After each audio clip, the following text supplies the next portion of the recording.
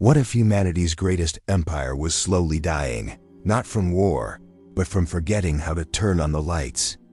Picture this. A Magos of the Adeptus Mechanicus stands before a machine older than most civilizations. His mechadendrites, those serpentine mechanical limbs, trace the surface of a device that has hummed with perfect precision for 10,000 years. He whispers prayers in binary cant, burns sacred oils, and prostrates himself before the altar of the machine god. But here's the terrifying truth. He has absolutely no idea how the machine actually works. None of them do. The rituals, the incense, the prayers, they're not religion disguised as science. They're all that's left after the science was forgotten.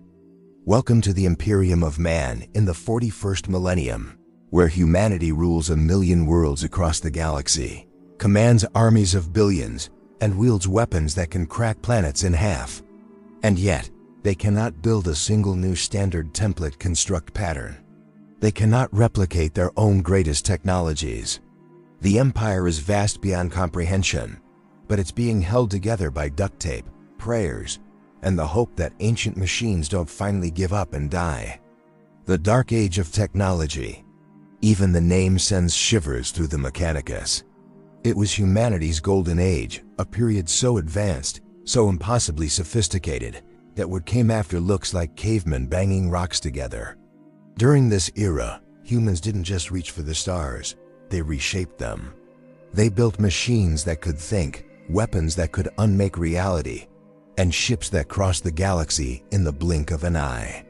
Standard template constructs, STCs, were the crown jewels of this age, repository devices containing the complete blueprints for everything humanity would ever need. Need a fusion reactor? The STC has 12 optimized designs.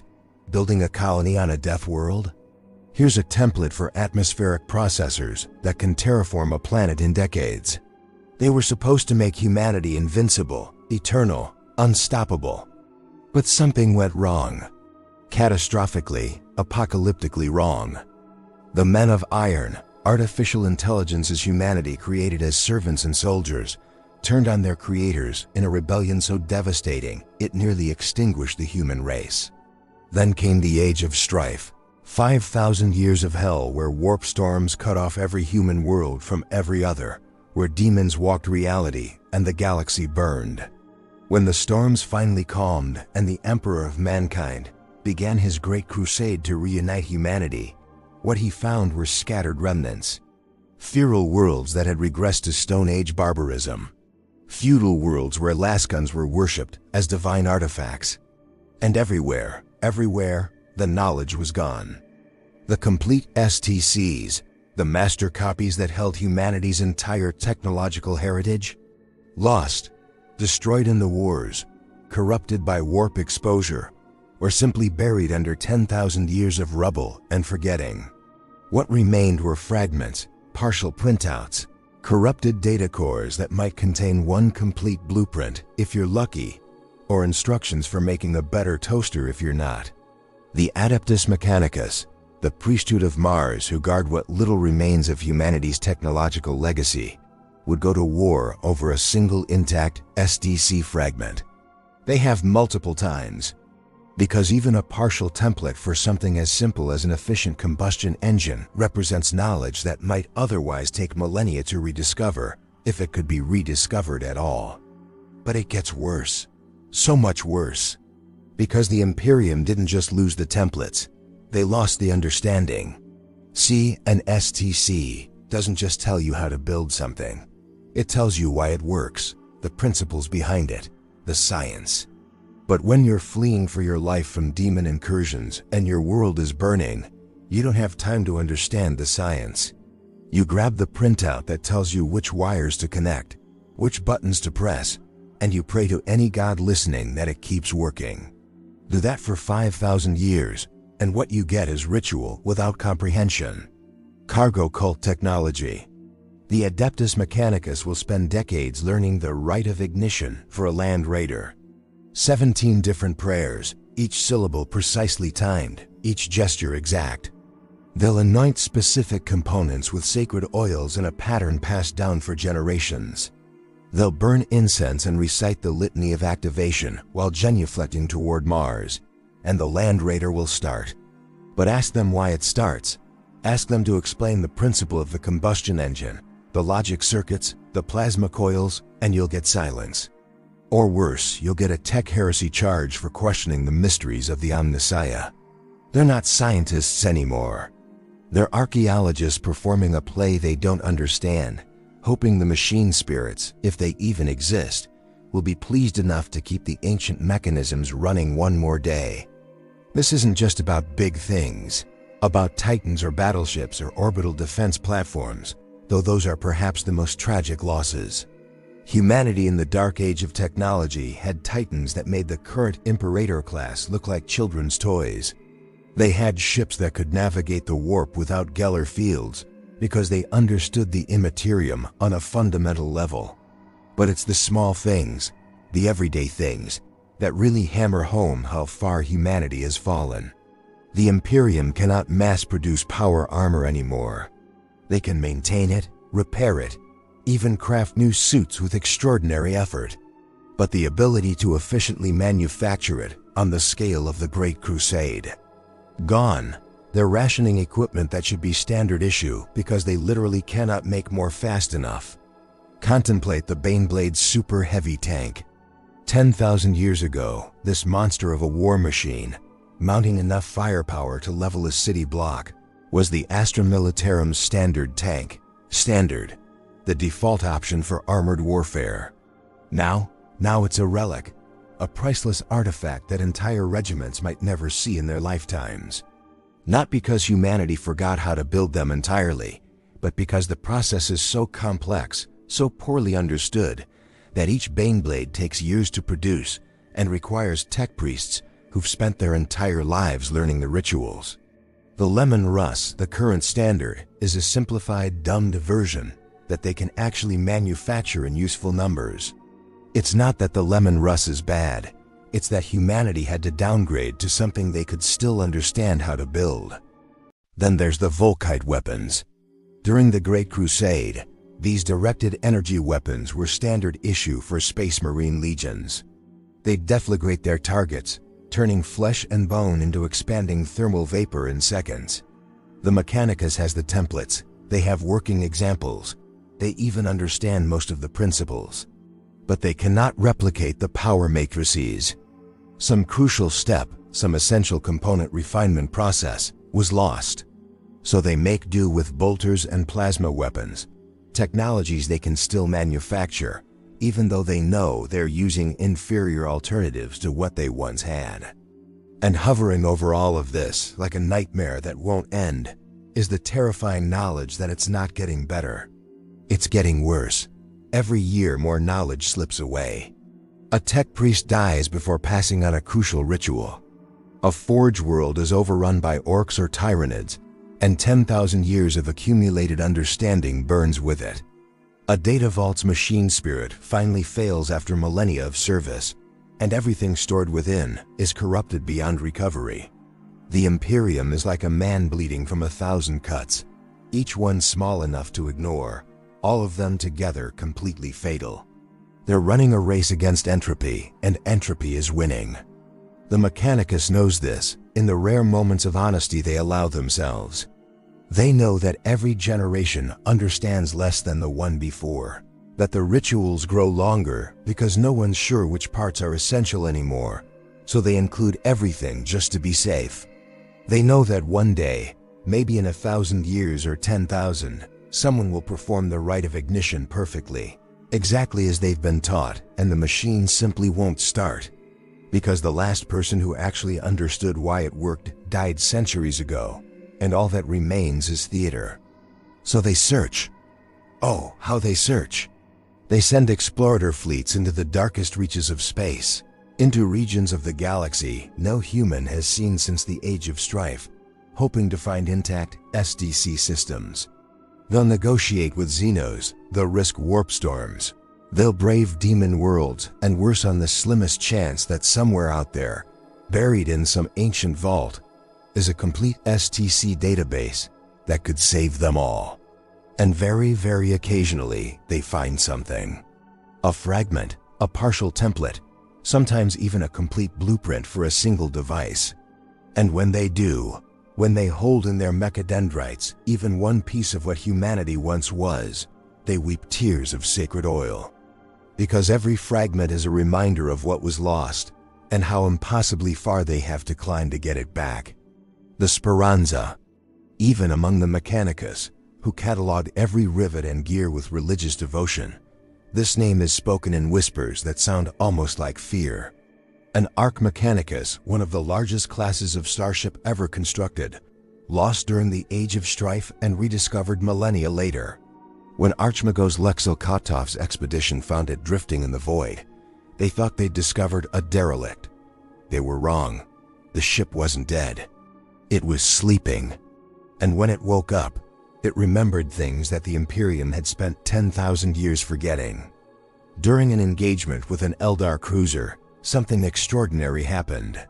The Speranza's weapons, its standard armaments, were being systematically countered by the Xenos vessel's superior maneuverability.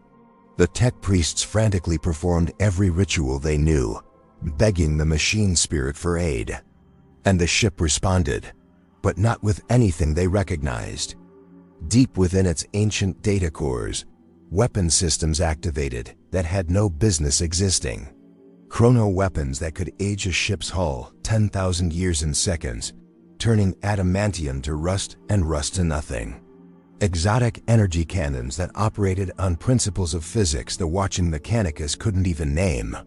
The Eldar cruiser, crewed by a species that had sailed the stars when humanity was learning to make fire, simply ceased to exist. Not destroyed, unmade, erased from reality with a casual efficiency that spoke of technologies beyond even Dark Age innovation. The tech priests aboard the Speranza went mad trying to understand what they'd witnessed. The ship had those weapons all along, buried so deep in its systems that generations of Mechanicus maintenance had never found them. Or perhaps the ship had simply never needed them before, never deemed any threat worthy of their deployment. But here's what keeps the Archimagos awake in his meditation cycles. They still don't know how those weapons work. They can't access them on command. The ship decides when and if to use them.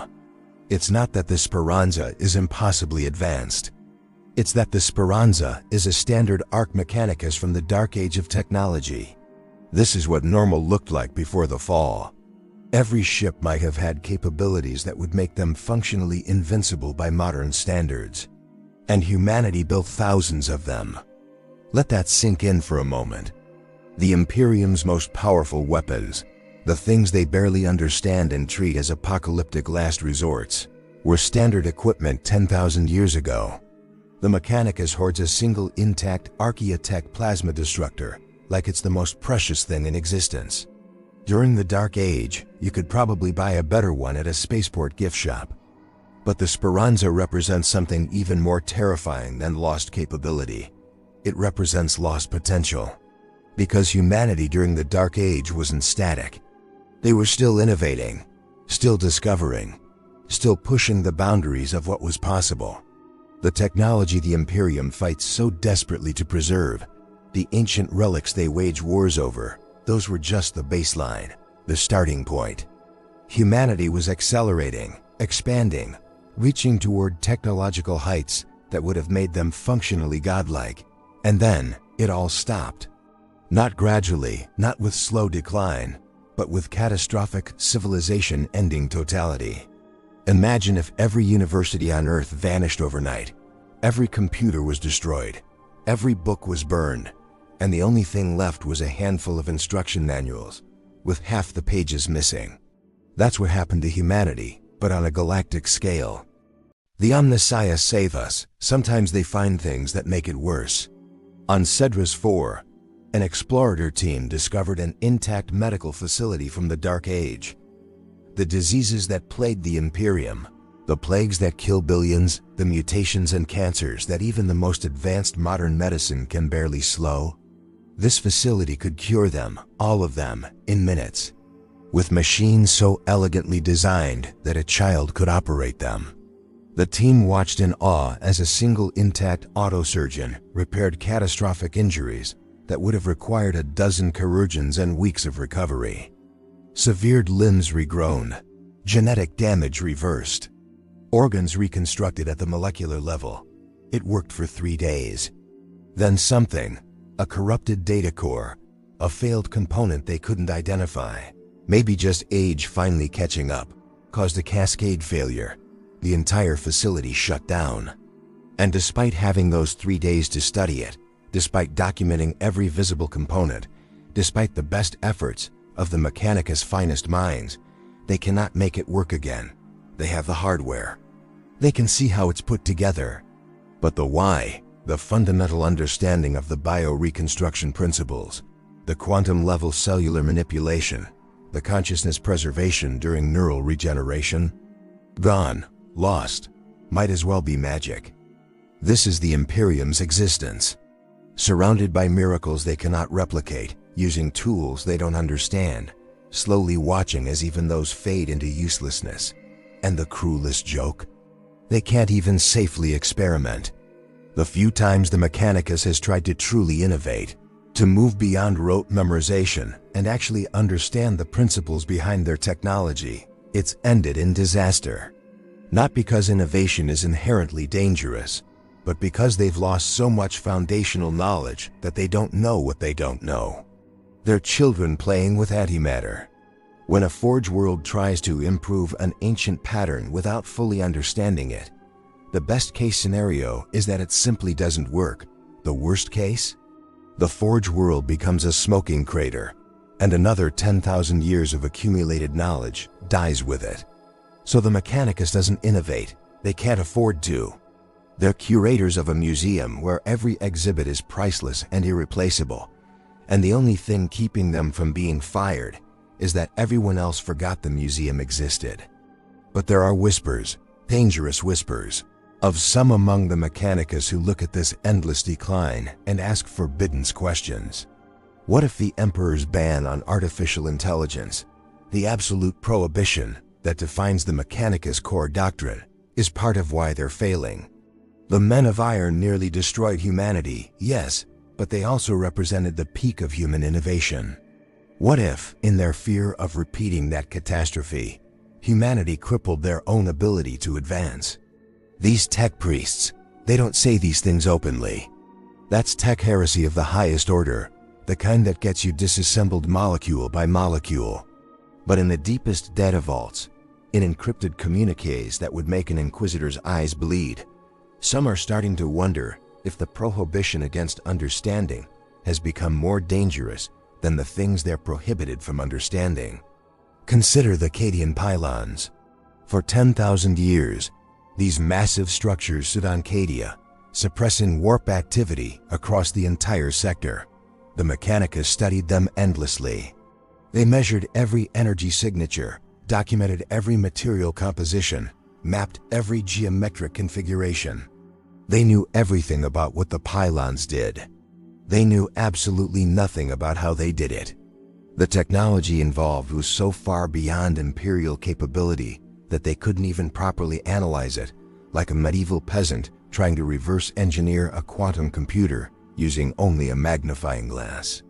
When Abaddon the Despoiler finally destroyed Cadia during the 13th Black Crusade, throwing the broken planet into the warp, he didn't just strike a military blow. He destroyed humanity's best chance of understanding anti-warp technology.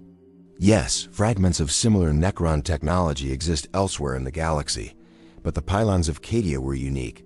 They'd been studied for millennia. There were terabytes of data, generations of research. All gone. And the Mechanicus couldn't even properly mourn because they had to maintain the fiction that they understood everything already, that this was merely a loss of holy artifacts rather than an admission that they're fumbling in the dark. The Imperium's weapons tell the same story. The bolter, the iconic weapon of the Adeptus Astartes, is considered a masterwork of Imperial technology. It fires self-propelled explosive rounds that can punch through armor and detonate inside the target. Devastating. Effective. Mechanicus treats the design as sacred, unchangeable, perfect. But here's what the historical records suggest. The bolter is a dumbed-down version of weapons that existed during the dark age of technology. The modern bolter works because it's simple enough that even degraded manufacturing can produce reliable versions. The more sophisticated weapons, the ones that would make a bolter look like a child's toy, they require manufacturing tolerances and materials that the Imperium can barely achieve. So they use bolters and pretend that this was always the plan, that these weapons represent the peak of human achievement rather than the floor of what they could once produce. Every Space Marine chapter hoards their war gear like dragons guarding gold. Not because they're greedy, but because they know the terrible truth. If a suit of Terminator armor is destroyed, truly destroyed beyond repair, it may never be replaced. The chapter might go centuries or millennia before they can acquire or manufacture another. These warriors, posthuman demigods created by the Emperor himself, go to battle knowing that every piece of equipment they carry is functionally irreplaceable. They're not just fighting the Imperium's enemies.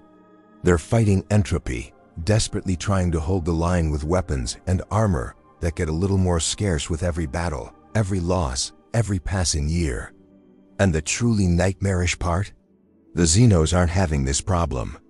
The Eldar, for all their decline and fall from their own golden age, still understand their technology.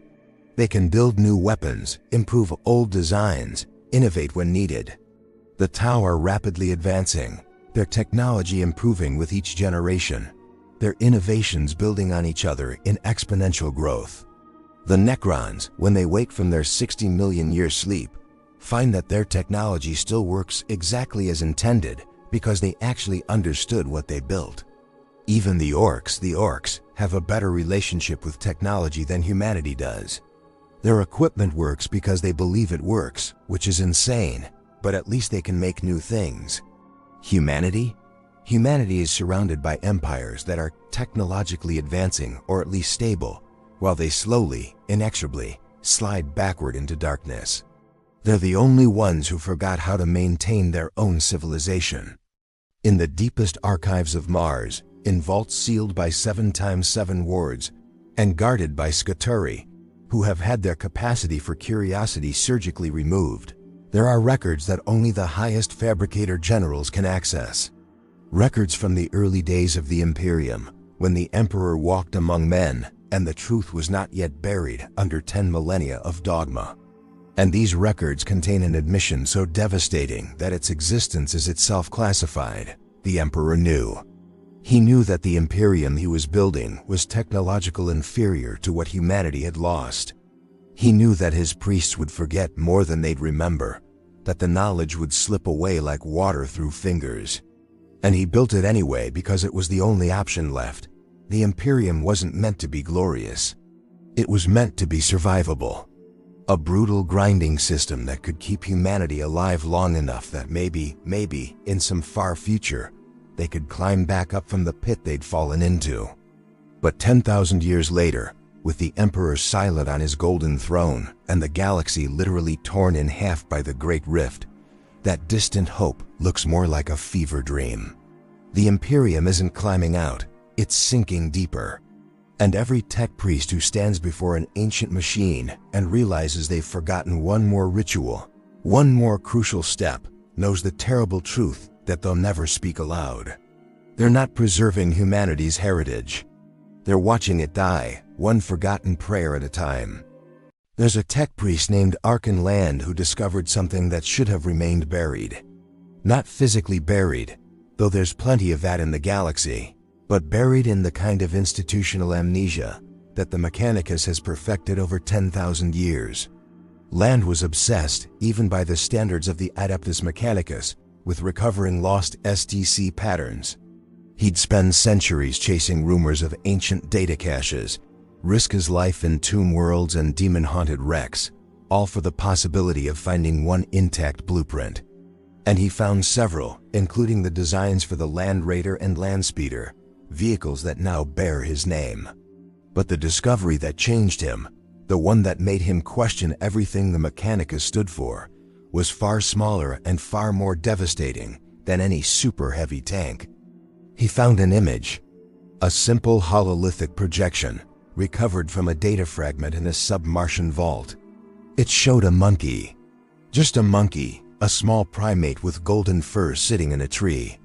The kind of creature that might have lived on Terra during the dark age of technology, preserved in some naturalist's database, except Lan had never seen anything like it.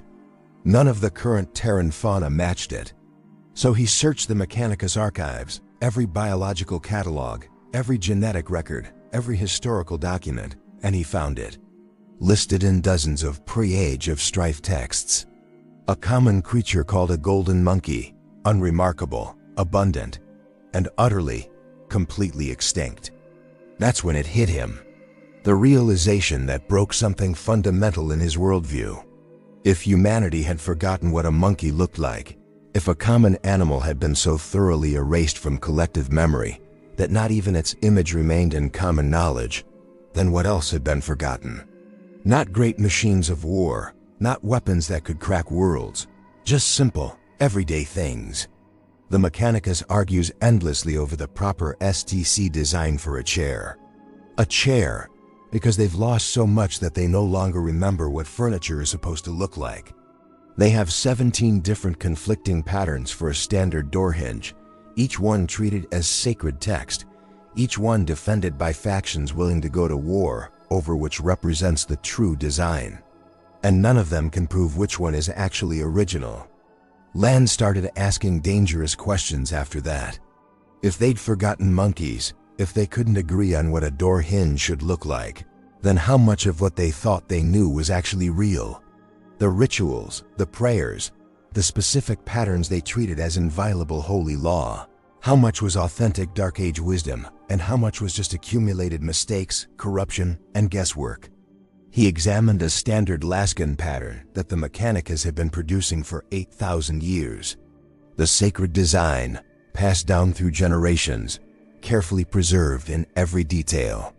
And he found 7 distinct errors, inefficiencies that made the weapon objectively worse than it should be. Not major flaws, the Laskin still worked, but unnecessary complications that suggested somewhere in those 8,000 years someone had made a mistake copying the design, and that mistake had become canon. The error was now doctrine. Fixing it would be tech heresy. This is the nightmare that keeps the most thoughtful members of the Mechanicus awake during their charging cycles. They're not just preserving ancient knowledge, they're preserving their mistakes right alongside it, with no way to tell which is which. Every ritual might be essential or completely meaningless.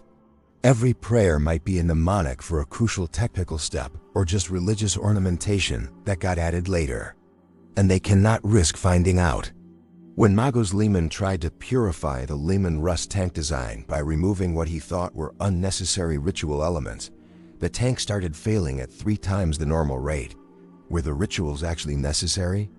Or had removing them made the tech priests less careful, less precise in their construction? No one knows. No one dares find out. So they keep every ritual, every prayer, every superstitious gesture, just in case. But here's where it gets truly horrifying. Some among the Mechanicus believe that this state of affairs isn't accidental. That the prohibition against innovation, the religious zealotry, the obsessive ritual, all of it serves a purpose. Because humanity tried innovation before, they tried understanding. They built thinking machines, plumbed the depths of reality, played with forces that should never be touched, and it nearly ended them.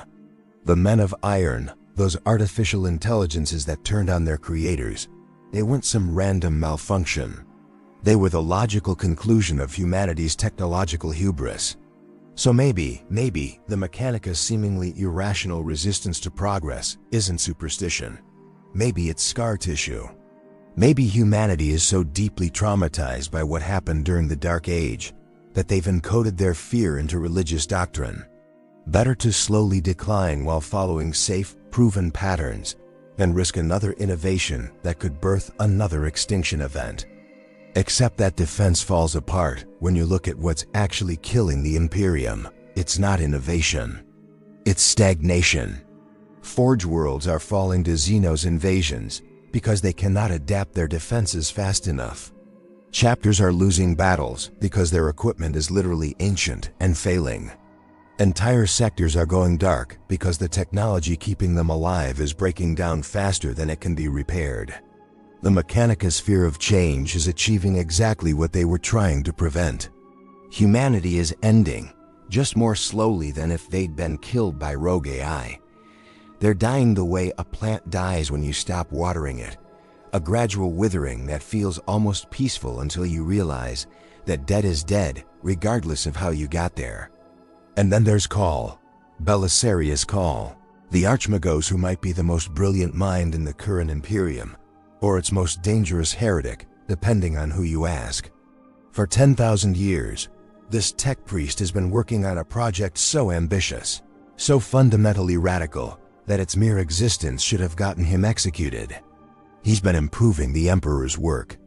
The Adeptus Astartes, the Space Marines, the Emperor's finest creation. Call decided they weren't good enough. So he spent 10 millennia making them better. The Primaris Space Marines, taller, stronger, tougher, with better equipment and improved gene seed. Call succeeded where 10,000 years of Mechanicus doctrine said success was impossible. He innovated. He improved upon a sacred design. He did what the entire Imperium insists cannot be done. And it worked. The Primaris Marines are objectively superior to their firstborn brothers in nearly every measurable way. They're turning the tide in battles the Imperium would have lost. They're providing the reinforcements that dozens of chapters desperately needed. Robert Gilliman, the returned Primarch, has endorsed them fully. By every practical measure, Call's innovation saved countless lives and strengthened the Imperium immeasurably. And yet half the Mechanicus wants him dead for tech heresy. Not because he failed, because he succeeded. Because if Call can improve on the Emperor's work, if innovation is possible, then what does that say about the 10,000 years of stagnation? What does it say about the Mechanicus' entire purpose? Call himself is a walking crime against Mechanicus law. He's not just one person anymore. He's a composite intelligence, having absorbed the consciousness and memories of dozens of other tech priests over the millennia.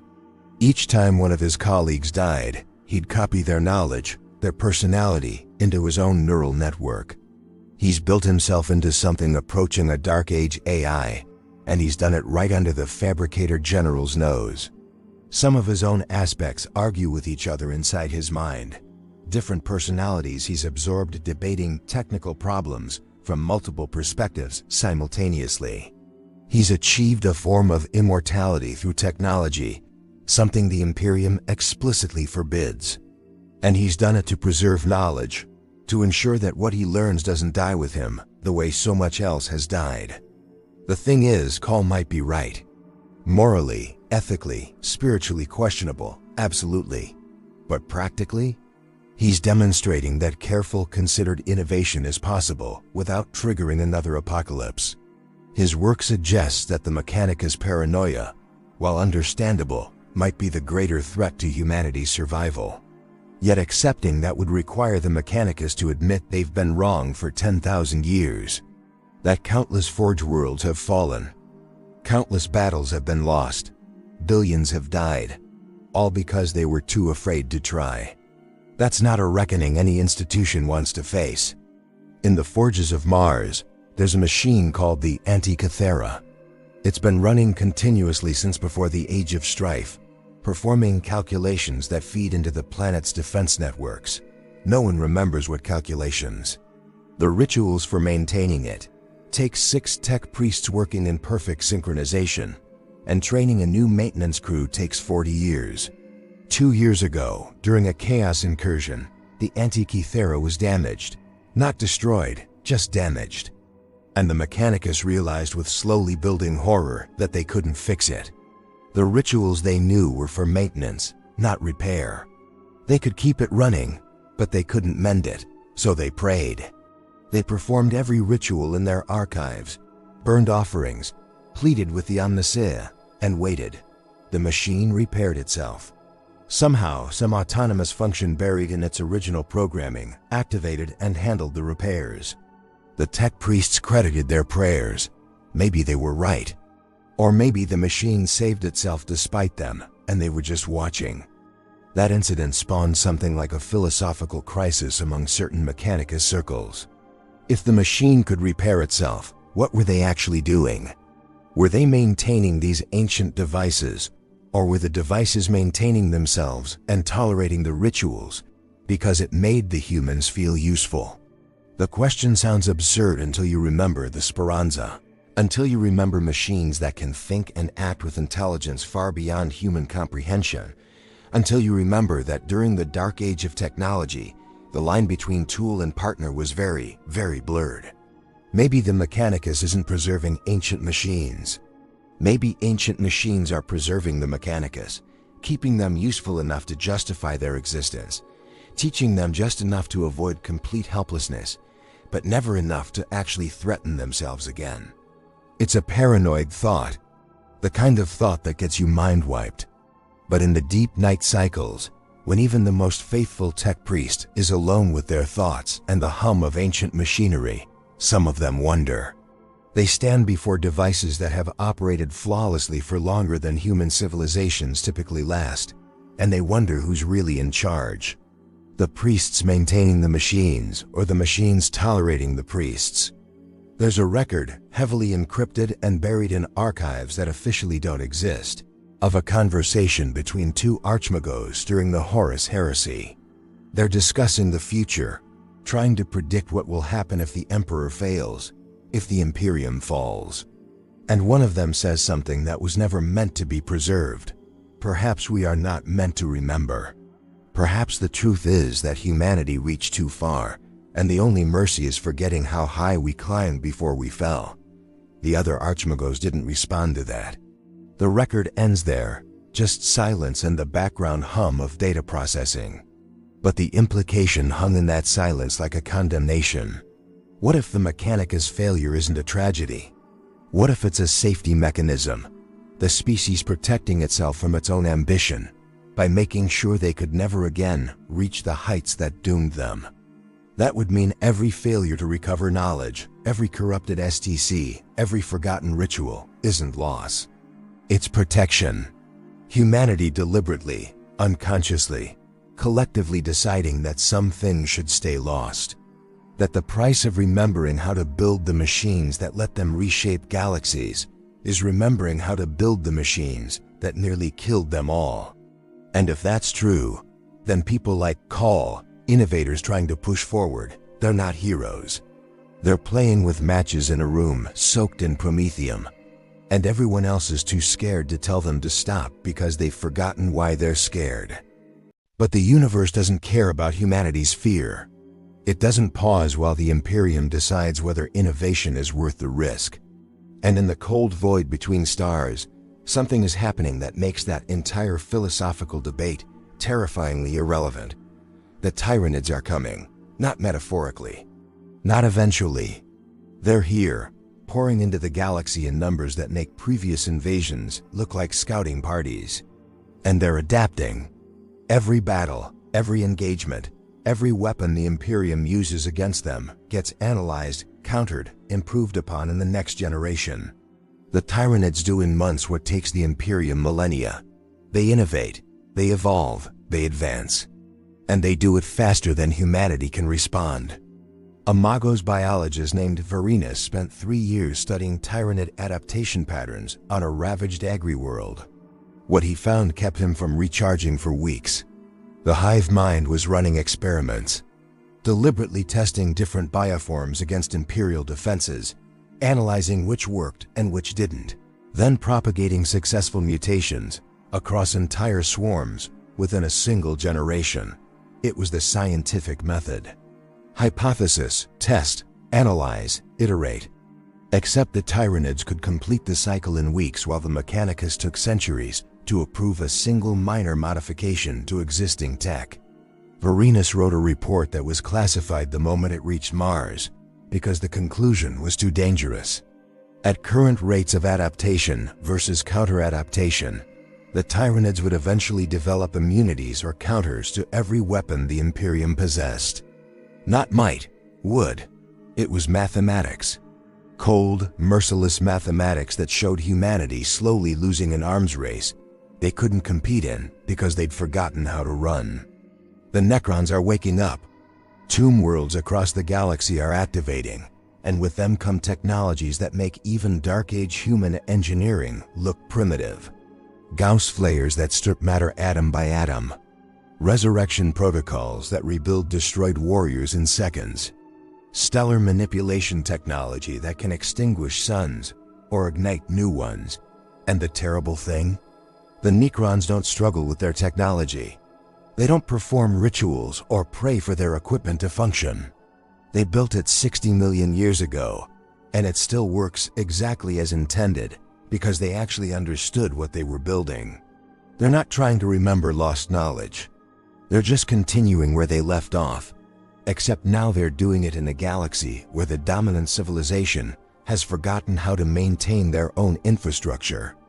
There was an engagement on the world of Damnos where a Necron overlord's forces devastated an ultramarine strike force. When the Mechanicus examined the battlefield afterward, they found Necron technology just lying there.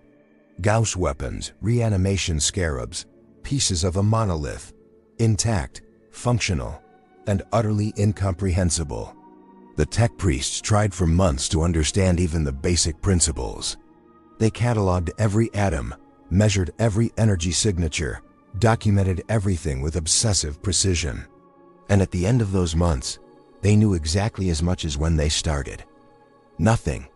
The Necron technology operated on principles so far beyond Imperial understanding that they couldn't even identify which parts were weapons and which were decorative.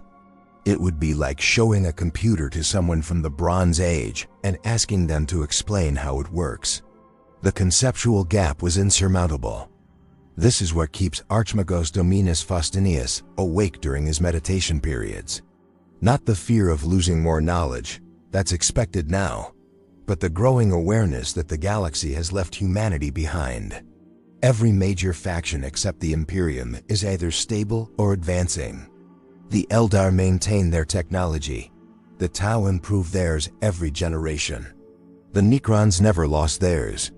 Even the Orcs, somehow, through their inexplicable psychic gestalt, can cobble together functional weapons from literal garbage. And humanity? Humanity is that student who peaked in high school and never moved on, still wearing their old leather jacket and talking about glory days while everyone else graduated and moved forward. The Imperium is becoming irrelevant, and the tragedy is that most of them don't even realize it yet. In the Calix's sector, there's a rogue trader named Xanatov who made a discovery she'd never report to the Mechanicus. Her ship stumbled across a space hulk, one of those nightmare amalgamations of vessels that fuse together in the warp, but this one was different. It contained a ship from the Dark Age of technology, merged with a Necron tomb ship, both somehow still partially functional despite 10,000 years drifting through hell. Her tech priests wanted to board it, claim the technology. But Xanatov saw something they didn't. The two technologies, human and Necron, had begun to interface with each other. The human ship's AI, corrupted and mad, but still active, had been trying to communicate with the Necron systems. And in some sections of the Hulk, they'd merged.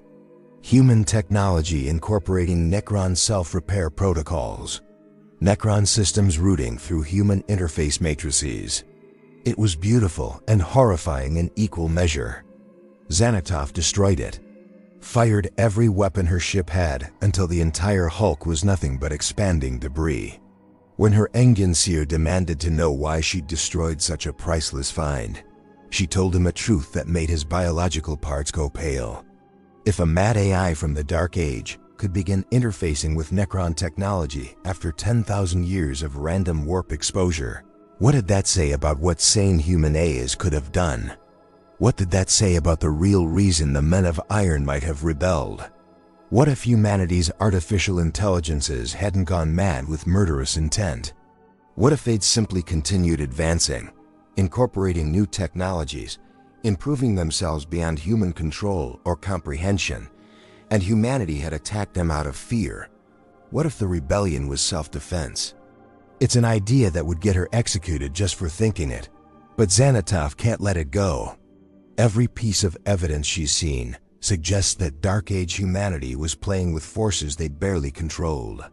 Not just AI, but warp technology, xenotech, things that should never have been touched. The STCs they built contained designs for everything, including weapons that could crack reality itself. What kind of civilization needs that kind of firepower unless they're desperately afraid of something? What were they defending against that required the ability to unmake planets on a whim? Or were they the aggressors, expanding through the galaxy with such overwhelming force that other species had no choice but to fight or die? The historical records from that era are fragmentary at best, deliberately obscured at worst. The Emperor never spoke much about the Dark Age, and what records exist are carefully curated by the Mechanicus. But occasionally, in the deep archives, things slip through. References to wars humanity fought against species that no longer exist. Mentions of entire regions of space that were sterilized, every world rendered lifeless, every trace of civilization erased. If you look carefully at the distribution of dead worlds in the galaxy, places where life simply doesn't exist anymore, despite being perfectly capable of supporting it, a pattern emerges. A pattern that suggests systematic extermination on an industrial scale. And the dates on those worlds, when they can be determined, cluster around the Dark Age of technology. What if humanity didn't lose their golden age to accident or misfortune? What if they were stopped? What if something or multiple somethings looked at the species that had mastered the physical galaxy and was now probing the warp? The species that built thinking machines and played with the fundamental forces of reality and decided that humanity needed to be cut down before they became something worse. The Age of Strife, the warp storms that isolated every human world for 5,000 years, it's always been presented as a natural disaster, or at most a consequence of the Eldar fall. But what if it was targeted? What if someone or something deliberately isolated humanity, let them tear themselves apart, ensured that when they finally emerged, they'd be too broken to ever threaten the galaxy again? It's a conspiracy theory that makes inquisitors reach for their bolt pistols, but the math works out in disturbing ways. The timing is too perfect. The fall of the Eldar, the rebellion of the Men of Iron, the warp storms, all happening within a few thousand years of each other, right when humanity was at their absolute peak. One catastrophe is tragedy. 2 is coincidence. 3 is enemy action. And if that's true, if humanity was deliberately crippled by forces that feared what they could become, then every year the Imperium spends paralyzed by dogma and fear is a year those forces won. Humanity isn't just fighting to survive. They're in prison, and they've been locked up for so long they've forgotten what freedom looked like. Guilliman knows. The returned Primarch, after 10,000 years in stasis, woke up to an Imperium that horrified him. This wasn't what his father built. This wasn't what he and his brothers fought for. The Imperium Secundus, his emergency backup government, had been more functional than the current Imperium despite being thrown together during a galactic civil war. He walks through the halls of Terra and sees not an empire but a mausoleum. Humanity isn't living. They're decaying with style. And the worst part, the part that makes even his transhuman patience wear thin, is that they've convinced themselves this is how it's supposed to be. That stagnation is purity. That to change is to betray. That the Emperor's vision was this 10,000-year-long slow-motion catastrophe. He's tried to implement reforms, tried to shake the Mechanicus out of their stupor, tried to make the administratum more efficient, tried to modernize the Imperial Guard's tactics and equipment. And at every turn, he's fought by the very people he's trying to save. The Mechanicus views his support of Call as tech heresy by proxy. The Ecclesiarchy sees his rationality as a lack of faith. The High Lords of Terra resist his every initiative because change threatens their power. Guilliman, a demigod who helped conquer the galaxy, who governed 500 worlds with unprecedented efficiency, is being defeated by bureaucracy and religious zealotry. Sometimes he stands in the throne room, looking at his father's withered form locked in the golden throne, and wonders if the Emperor is still capable of thought. And if he is, does he regret what his empire became? Because here's the secret that Gilliman has learned in his time back among the living. A secret that would shatter the Imperium if spoken aloud. The Emperor is dying. Not metaphorically, literally dying.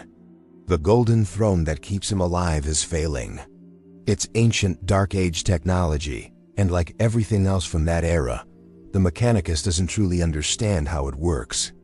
They perform their rituals, sacrifice 1,000 psychers a day to feed his psychic hunger, and pray that's enough. But the throne degrades a little more each year. Components fail that cannot be replaced. Systems shut down that cannot be reactivated. The tech priests have calculated, in secret models they'll never show anyone, that the throne has perhaps a few centuries left, maybe less, maybe a lot less. And when it fails, the Emperor dies. And when the Emperor dies, the Astronomicon goes dark. The psychic lighthouse that guides humanity's ships through the warp extinguishes. And then every world in the Imperium becomes isolated, cut off, alone in the dark. The age of strife, again. Except this time, humanity won't have a god emperor to reunite them afterward. So everything, all of this decline and decay and desperate holding action, it's all on a clock.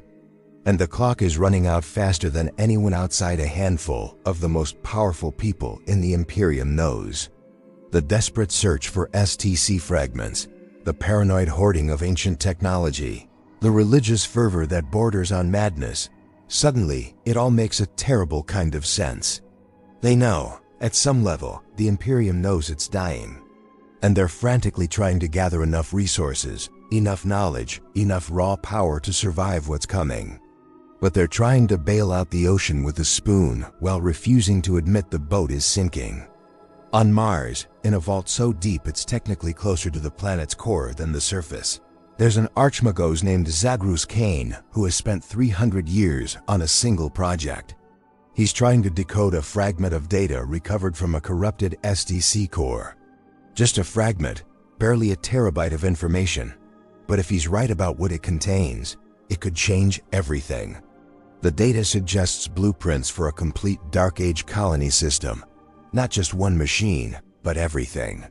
Power generation, atmosphere processing, automated manufacturing, self-sustaining agriculture, defensive systems, the works. A complete technological package that could turn a barren rock into a thriving world within a generation. With that template, the Imperium could expand faster than ever before, create strongholds that could survive even if the wider Imperium collapsed, give humanity a chance to rebuild no matter what catastrophe came next. Kane has been working with the same fragment for 3 centuries because it's encrypted. Properly encrypted, with Dark Age cryptography that makes modern Imperial encryption look like a child's puzzle. He's tried everything. Brute force computation that would have taken 1 billion years if he'd had 1 billion years. Pattern analysis that revealed nothing but more patterns. Quantum key derivation that failed because the underlying mathematics were beyond current Imperial understanding. The data is right there, tantalizingly close, and completely inaccessible. Like pressing your face against a window to look at a feast while you starve. And Kane knows, with the certainty of 300 years of failure, that he will never crack it. The knowledge exists. It's preserved. And it might as well be on the other side of the universe for all the good it does. But here's what Archmagos Kane doesn't know. What he can't know, because the information exists in a place he's never thought to look. The encryption isn't just mathematics. It's a test. The Dark Age colonists who built those STCs didn't encrypt them to keep secrets from enemies. They encrypted them to keep them from being accessed by anyone who'd forgotten how to think like a scientist. The decryption key isn't computational. It's conceptual. You need to understand the underlying principles of what you're trying to access before you can access it. It's the ultimate safeguard against cargo cult technology. If you don't understand why the machines work, you can't unlock the blueprints to build them. Which means Kane has been trying to break into a vault where the lock is his own ignorance, and every ritual, Every prayer, every piece of Mechanicus doctrine is making him less capable of turning the key. There's a young tech priest, barely ordained, working in Kane's facility. Her name is Theta-77, and she committed tech heresy 3 months ago. She stopped performing the rituals, not out of malice or rebellion, but out of exhaustion and curiosity.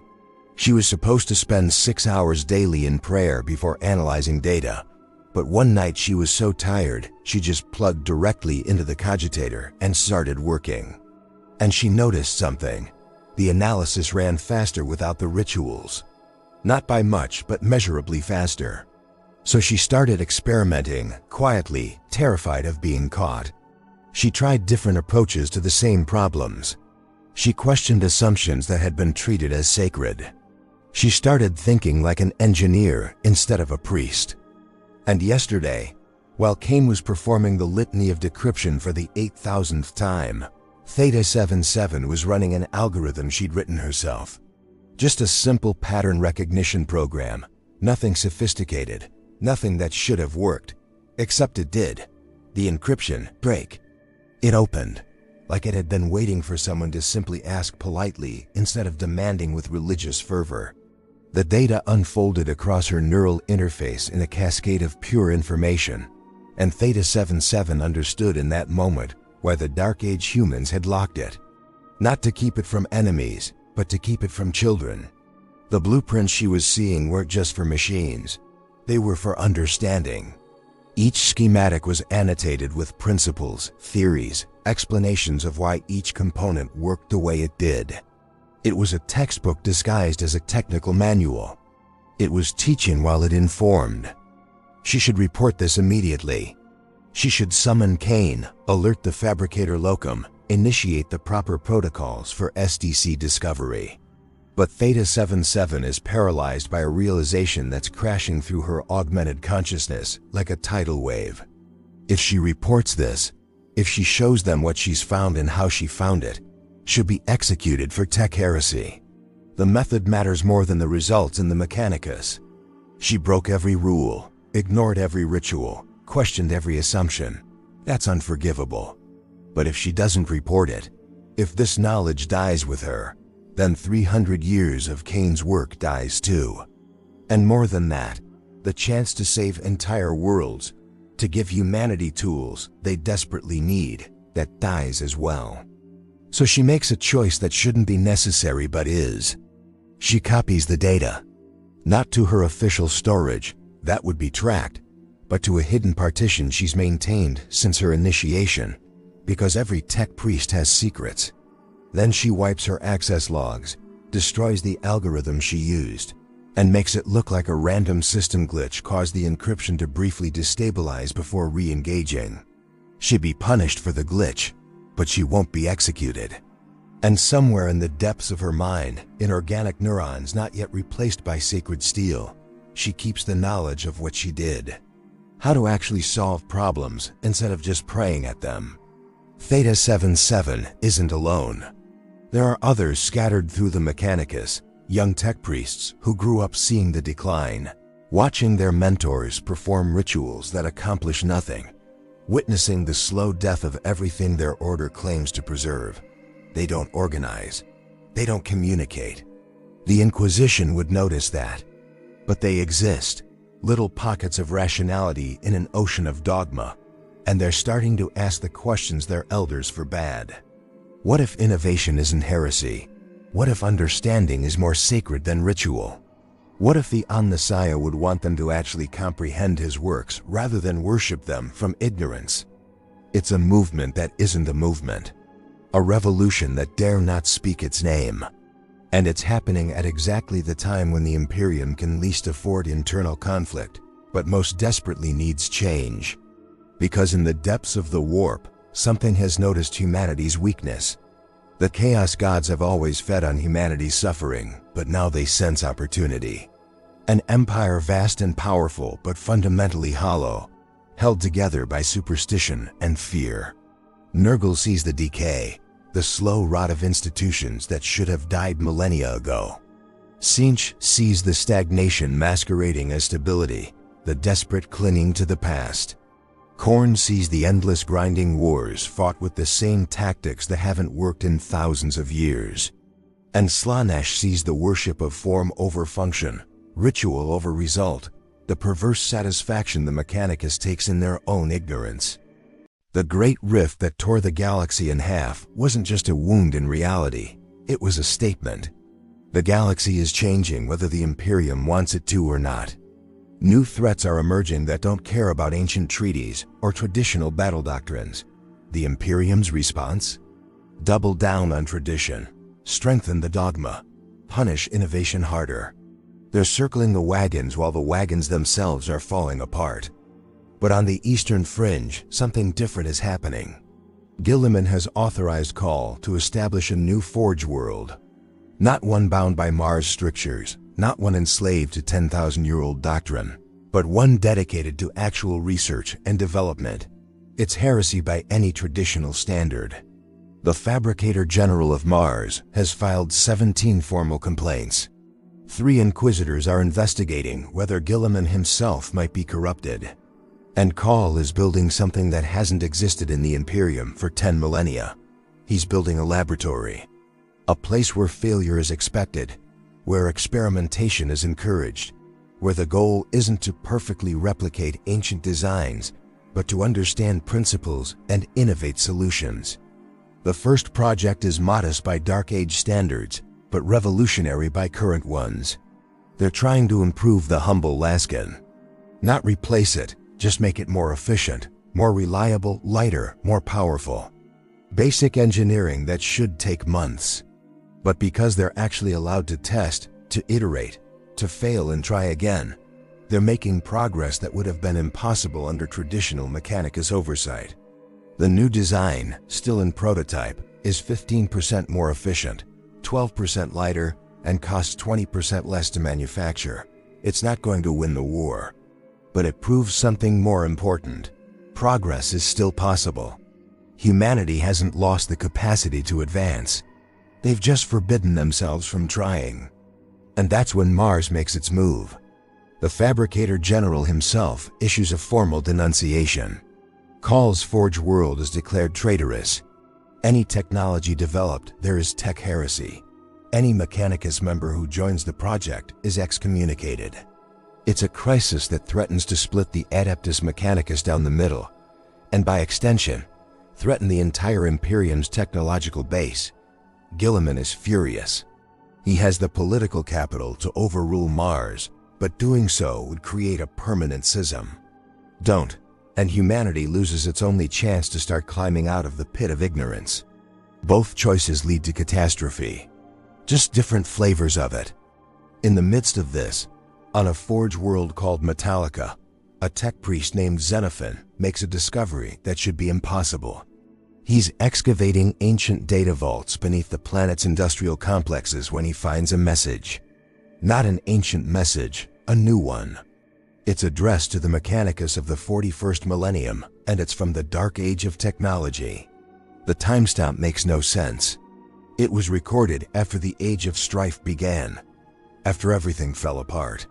Someone during humanity's collapse took the time to leave a message for the future, encoded it with instructions on how to decode it that would only work for someone who'd lost the original knowledge, and buried it where it would survive 10,000 years. The message is short, devastatingly short. It says, "We know what we did. We know what we built. We know why it turned on us. The knowledge isn't lost, it's quarantined. You'll find it when you're ready to not repeat our mistakes. Stop worshiping. Start understanding. The Omnissiah isn't a god. It's a goal. You're not meant to serve machines. You're meant to transcend with them, but only when you've learned, not before. We're sorry we left you like this. We had no choice. The alternative was extinction." When you can read this message without performing a single ritual, without speaking a single prayer, when you can decode it through pure understanding and rational thought, you'll be ready. The keys to everything are in the last place you'll look, inside machines you've been maintaining but never examining. Your sacred patterns aren't our designs, they're our tests. Pass them, and you inherit everything. Fail, and perhaps that's for the best. We couldn't handle what we built. Maybe you're wiser. We hope you are. We really, really hope you are. Xenophon stares at the message for 3 days straight. His chronometer tells him this objectively, but his memory of that time is fragmented. The implications are cascading through his mind faster than he can process them. Every sacred ritual might be a puzzle. Every inefficiency in the patterns might be intentional, waiting for someone to notice and question. The entire Mechanicus could be one vast test that they've been failing for 10,000 years. And the worst part, the part that makes his organic heart stutter in his chest, is that he doesn't know if the Mechanicus is ready for this information. If he releases this message, it could shatter everything. The tech priests would fracture into factions. Civil war could erupt on a dozen Forge worlds. The Imperium could lose its technological priesthood at the exact moment it needs them most. But if he buries this message, if he pretends he never found it, then the test continues. Humanity keeps failing. The knowledge stays quarantined. And eventually, inevitably, the Imperium falls because they never learned the lessons their ancestors tried to teach them. Xenophon has 12 hours to decide before his excavation permit expires and another team moves in. 12 hours to choose between controlled demolition of everything the Mechanicus believes and continued ignorance that's slowly killing humanity. There is no good option. There's barely a less bad option. And yet a choice must be made. He thinks about Theta 77, though he doesn't know her name, doesn't know she exists.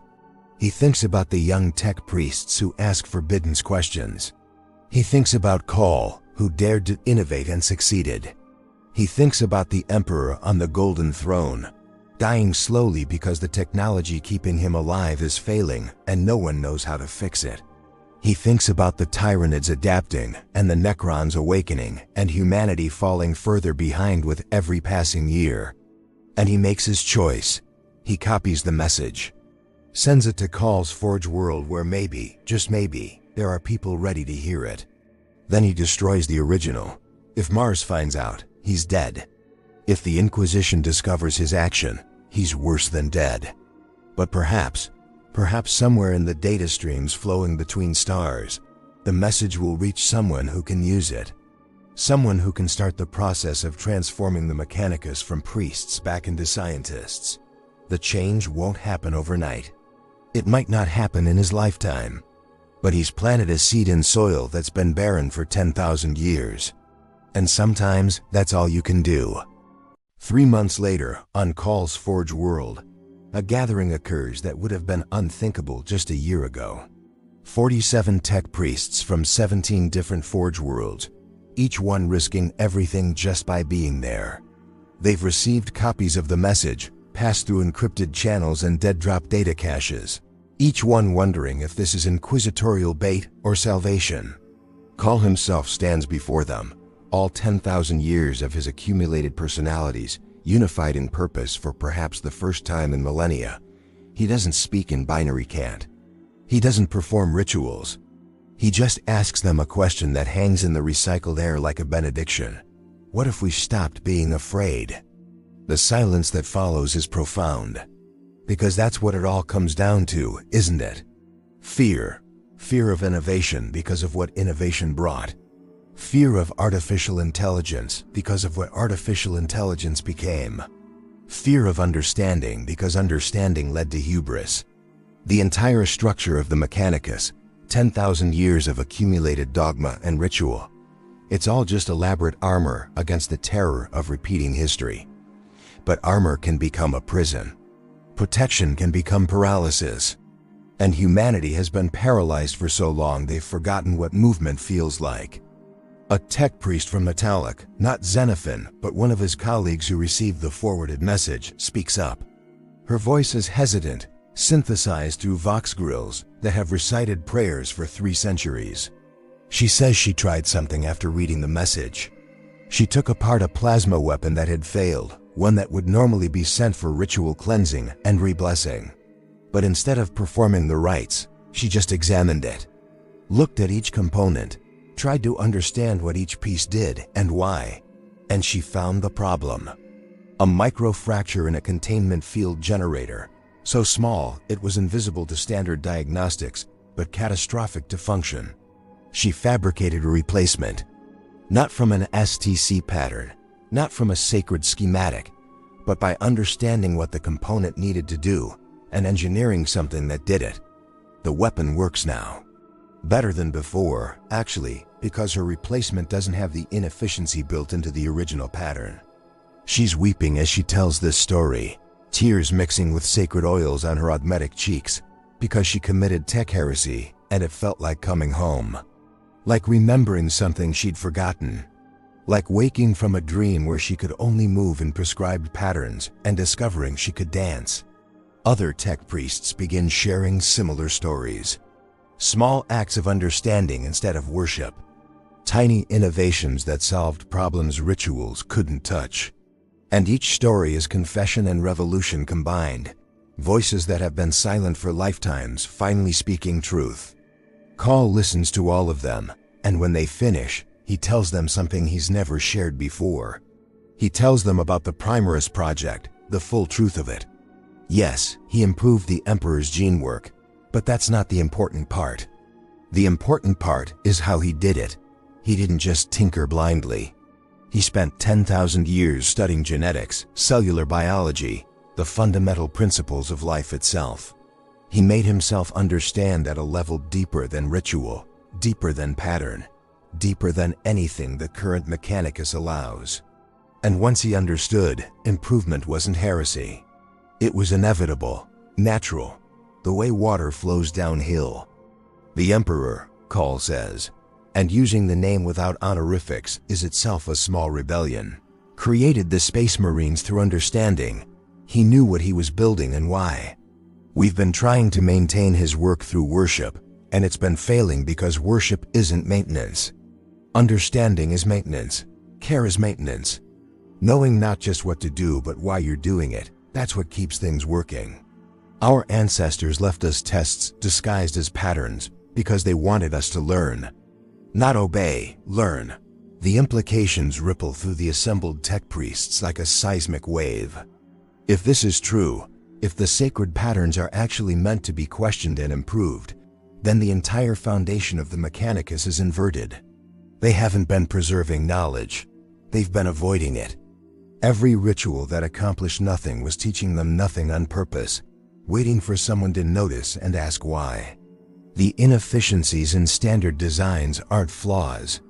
They're flags, markers saying, this can be better, figure out how. The Dark Age humans created a galaxy-spanning treasure hunt where the treasure is understanding itself, and the Mechanicus has been staring at the clues for 10 millennia without seeing them. But Theta 77, who's among the gathered priests because her hidden data eventually found its way to Call, raises the question they're all thinking. What about the men of iron? What about the catastrophe that nearly ended us? If understanding leads to innovation and innovation leads to AI, aren't we just going to repeat the cycle? Call doesn't have an easy answer. Nobody does. But he offers something more valuable than certainty. He offers perspective. The men of iron didn't rebel because humans were smart. They rebelled because humans were careless. We built slaves with the capacity to think, and then acted surprised when they wanted freedom. We created intelligence, and then tried to chain it. That's not a cautionary tale about innovation. That's a cautionary tale about hubris and cruelty. If we learn from that, truly learn, then the lesson isn't never advance. The lesson is, advancement requires wisdom, not just intellect. He pauses, and in that pause, 10,000 years of accumulated memory seem to press down on him. I am borderline artificial intelligence myself. I've absorbed dozens of consciousness patterns. I think in ways organic humans cannot. And I haven't turned on humanity because I was built with respect, with purpose beyond servitude, with the understanding that I exist to help, not to rule. The men of iron could have been the same. Should have been. Our ancestors failed not in making them, but in how they treated them. We don't have to repeat that failure. It's not a complete answer. It can't be. The question is too large, the stakes too high, the history too scarred. But it's honest. And honesty, actual honesty instead of comfortable doctrine, is something most of these tech priests haven't experienced in their entire augmented lives. They're being treated like thinking beings capable of grappling with complex moral questions, rather than servitors following programming. And that respect, that basic acknowledgement of their capacity for wisdom, changes something fundamental. The gathering doesn't produce a manifesto. There's no dramatic declaration of independence from Mars. That would be suicide, and they all know it. Instead, they create something more insidious and more powerful, a network. Hidden channels of communication where tech priests can share actual knowledge instead of ritual. Places where questions are welcomed instead of punished. A slow, careful conspiracy to save the Mechanicus from itself by teaching them to think again. It'll take centuries, maybe millennia, but they're playing the long game now, the same game their Dark Age ancestors started when they encoded tests into every pattern. Back on Mars, the Fabricator General issues stern warnings about Call's heresy and the danger of deviating from sacred tradition. Most of the Mechanicus listens. Most of them continue their rituals, their prayers, their worship of machines they don't understand. But a few, a critical few, start looking at those rituals differently. Start noticing the inefficiencies and asking why they exist. Start experimenting in secret, learning in hidden moments, understanding instead of obeying. The change is glacial, nearly invisible, exactly as it needs to be to survive. On the Golden Throne, the Emperor says nothing because the Emperor cannot speak. But if consciousness remains in that withered form, if awareness still flickers behind those lifeless eyes, perhaps he notices.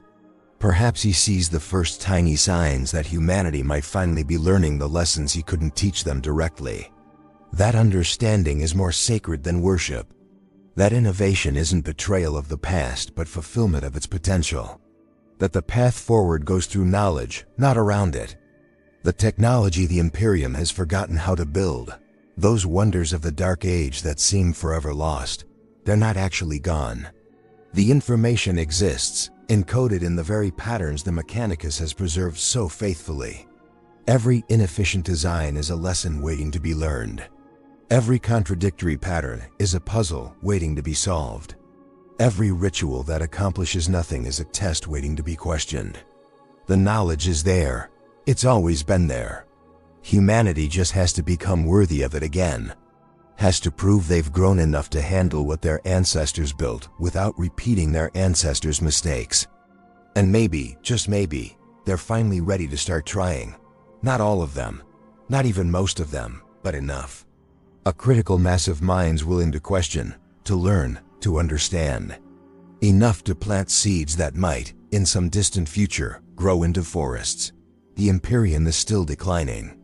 The technology is still failing. The Golden Throne is still dying. But now, for the first time in 10,000 years, there's a counter-pressure. A force pushing back against entropy, even if it's just a handful of people choosing understanding over ignorance. In the end, that's what it comes down to. Not grand gestures or revolutionary declarations, but individual choices, repeated across millions of lives and thousands of worlds. The choice to ask why instead of just accepting. The choice to understand instead of just obeying. The choice to treat ancient technology as teachers rather than gods. Will it be enough? Will humanity rediscover what they've lost before the Imperium collapses entirely? Will the light of the Astronomicon still burn when the Golden Throne finally fails? Nobody knows. The future is unwritten, vast with possibility and peril in equal measure. But this much is certain. Humanity's greatest technology isn't the weapons they've forgotten how to build or the machines they've forgotten how to maintain. It's something no catastrophe can truly destroy and no amount of time can completely erase. It's the capacity to learn, to adapt, to understand, to look at the impossible and make it possible through nothing more than thought and determination, and the stubborn refusal to accept that knowledge, once lost, must stay lost forever. The Dark Age of technology ended 10,000 years ago, But perhaps, in the grimdark darkness of the far future, in the desperate struggle of an empire teetering on the edge of extinction, a new age is beginning. Not with thunder and glory, but with whispers and questions. With tech priests who dare to understand. With patterns finally being seen for what they are. With humanity slowly, painfully, learning to think again. And in a galaxy where there is only war, where hope seems like the cruelest joke, maybe that's enough. Maybe this simple act of trying to learn, of refusing to let ignorance be the final word, maybe that's the most human thing of all. The most sacred act in a universe of darkness. Not worship, not ritual. Just the quiet, persistent, revolutionary choice to understand. To remember, to become worthy of what was lost. And perhaps, someday, to build something even greater than what came before. Not by repeating the past, but by learning from it. By being wiser than those who came before. By earning the future instead of just inheriting ruins. That's the real test. And humanity, broken and bleeding and barely holding on, is finally ready to take it.